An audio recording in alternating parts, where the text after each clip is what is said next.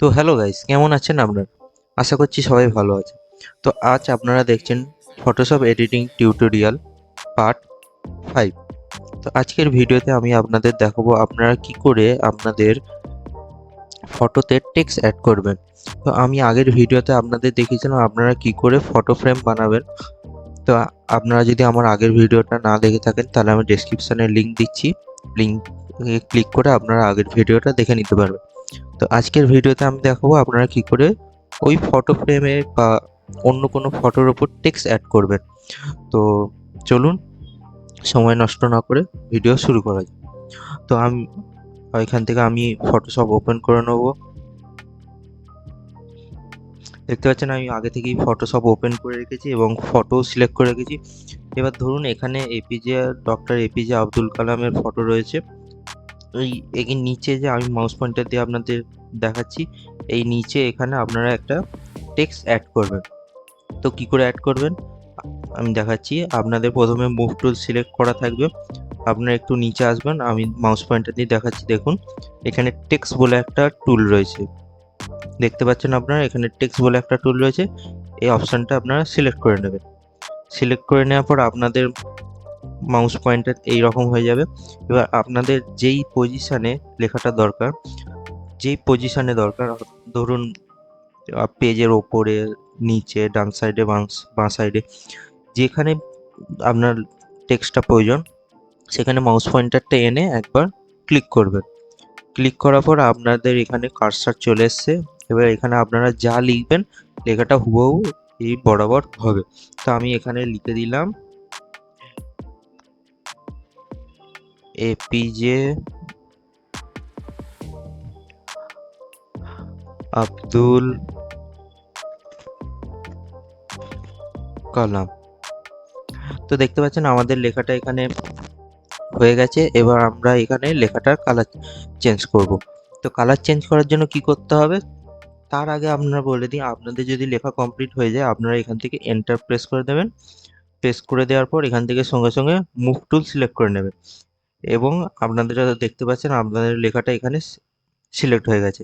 এবার আপনারা এই কালারটা কি করে চেঞ্জ করবেন, মানে এই লেখার যে ফন্ট কালার আছে সেটা কি করে চেঞ্জ করবেন তা আমি আপনাদের দেখাচ্ছি।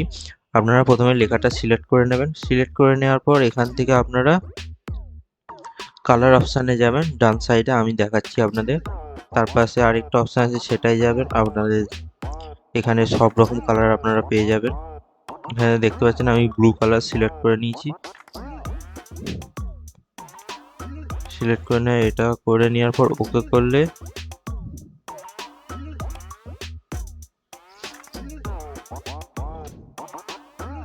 আচ্ছা, আপনারা এইভাবে কালার চেঞ্জ করতে পারবেন। তো আপনাদের আমি অন্য একটা পদ্ধতি দেখাচ্ছি কালার চেঞ্জ করে দেওয়ার জন্য।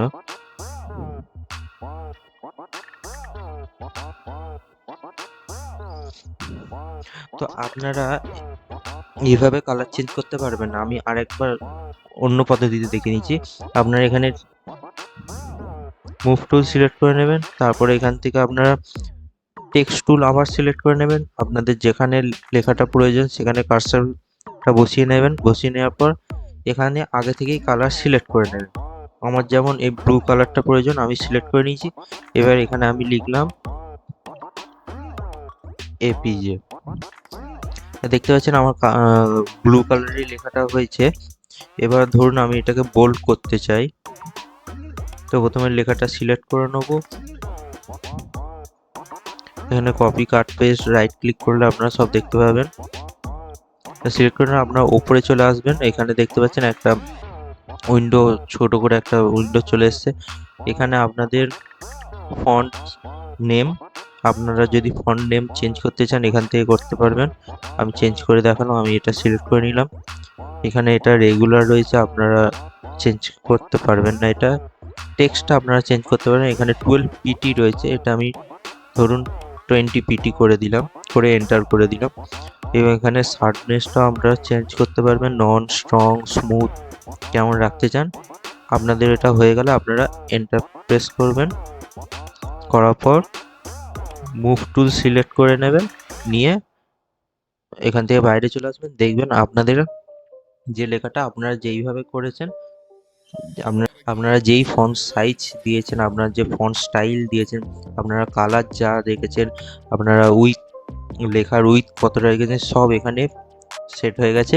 তো প্রথম অপশানটা আমি দেখালাম, আপনাদের যেটা ডিফল্ট কালার সেট করা থাকবে সেইটা দিয়ে আপনারা যদি লেখেন, তাহলে নিচের যে লেখাটা দেখতে পাচ্ছেন, আমি মাউস পয়েন্টার দিয়ে দেখাচ্ছি, এরকম লেখা আসবে, নিচের লেখাটা এরকম লেখা আসবে। আর আপনারা যদি কাস্টমাইজ করতে চান আপনাদের লেখাটা, তাহলে আমি যেটা উপরে দেখালাম, ওপরের লেখাটা যেইভাবে করে দেখালাম, এইভাবে করলে আপনাদের টেক্সটটা কাস্টমাইজ হবে। কিন্তু আপনারা যদি ডিফল্ট করতে চান, তাহলে নিচের যে লেখাটা রয়েছে আপনারা সেই লেখাটা করতে পারেন, আপনাদের লেখাটা ডিফল্ট হবে। তো বন্ধুরা, আজকের ভিডিও এইটুকু পর্যন্তই।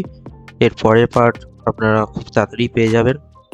এর পরের পার্টে আমি মাইক্রোসফট ফটোশপের, তো বন্ধুরা এর পরের পার্ট আপনারা খুব তাড়াতাড়ি পেয়ে যাবেন। এর পরের পার্টে আমি এখানে আরও যে টুল দেখতে পাচ্ছেন, এই টুলগুলোর ব্যবহার দেখাবো, এবং আপনারা কী করে খুব সহজে এই টুলগুলো ব্যবহার করতে পারবেন সেটাও আমি নেক্সট ভিডিওতে দেখাবো। আর আপনারা যদি নতুন হয়ে থাকেন আমার চ্যানেলে, তাহলে চ্যানেলটিকে অবশ্যই সাবস্ক্রাইব করে নেবেন, এবং ভিডিওটি যদি আপনাদের ভালো লাগে তাহলে ভিডিওটিকে একটা লাইক করে দেবেন।